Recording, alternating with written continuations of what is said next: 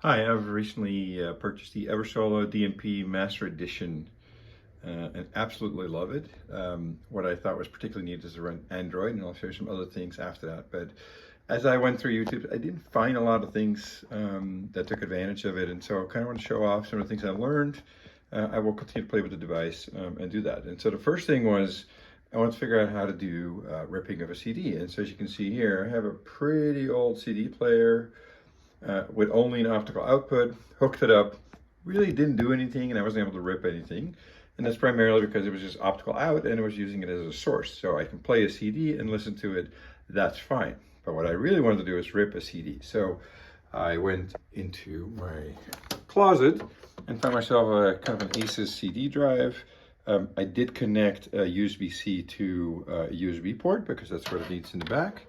And I'll show you how I go about this. So in the back here, there are two USB ports. A little hard to see, but pardon the shaking. And then the first port is OTG. And the first port there, OTG, which is the top USB port, is what you use to connect the USB drive. And so now I can actually use the RIP functionality. So as you go to the apps setting here, I click on CD, it says no disk. Now do notice it actually has an eject button. So when I click eject, okay, so it's talking to the drive, that's good. I'll grab an old CD I have, in this case in excess. I'll plug that guy in. Again, I apologize for all the shaking, but it's fine. Put it in, and you'll see that it actually finds, it's getting the information.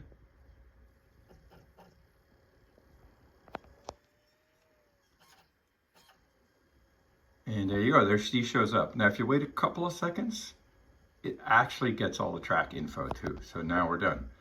Now, and so you can see here on the top, you can just play it, and of course that was fine, but on the top is a tiny little ripper button. So you click ripper, and there are all the track.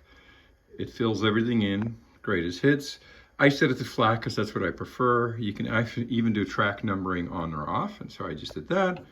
And then when I hit start, it starts ripping the CD.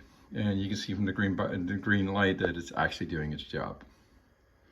So there you have it, CD ripping functionality. I'll post some other videos with some other items.